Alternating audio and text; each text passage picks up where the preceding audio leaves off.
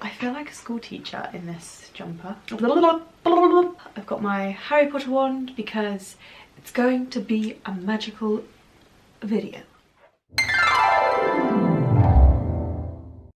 Today I want to talk about 5 tips on how to get organised. We've started the new year, we're about a week in now, and I'm sure that many of those New Year's resolutions that you said to yourself you were going to do, you were going to achieve this year, have already started to slip. Let's face it, we often put ourselves under so much pressure in the new year. I wanted to talk today about how to get organised because for me that is the most important thing for me feeling good about myself and feeling as though I have my shit together. Number 1, write everything down in one location. I use the notes on my phone.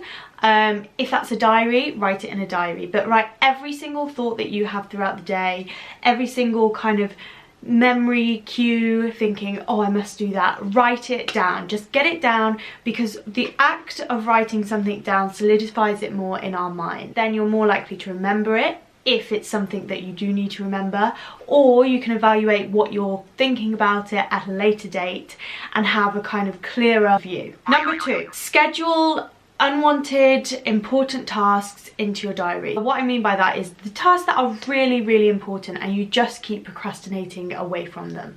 What I want you to do is to write them down in your diary, whether that's on your phone or a physical calendar or a little diary that you carry around with you everywhere. Schedule the time in for them, because when you schedule it in, it means that you can't really avoid it and you have to get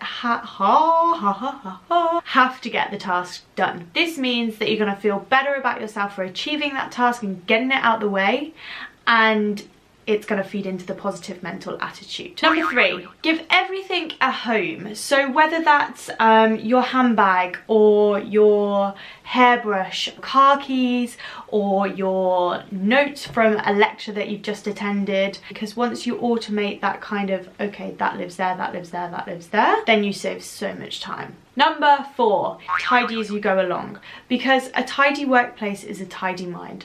So if everything has its home, when you use that thing, then go and put it back in its little house, in its little area, whatever that may be. If it's your hairbrush, if it's your car keys, if it's your, I don't know, spiralizer. We need order in our minds to feel comfortable, and when we feel comfortable, we're more productive. And that's what we're aiming for. Number 5, a bit of a weird one, but it's delegating and having the confidence in yourself to say no. Sometimes people will throw different things at you like, oh, can you do this for me? Can you do that for me? If you are busy and you don't have the time, or you have things that are of higher priority than the task that you've just been asked to do, don't be afraid of saying no. Obviously, don't just say no for the sake of saying no, like, no, I'm not doing that for you. Say no when it's going to hinder your progress. This will allow you to prioritise your items and make sure that you are getting what is important to you done, and done efficiently. Delegate and say no, because then you are able to stick to the structure and stick to the schedule that you have promised yourself, and that is how you get organised. If you've enjoyed this video, if you found it helpful, please like and subscribe. I am trying my hardest to get regular videos out, which will be all about helping you in your everyday life and helping understand what can make your life better. Thanks, bye!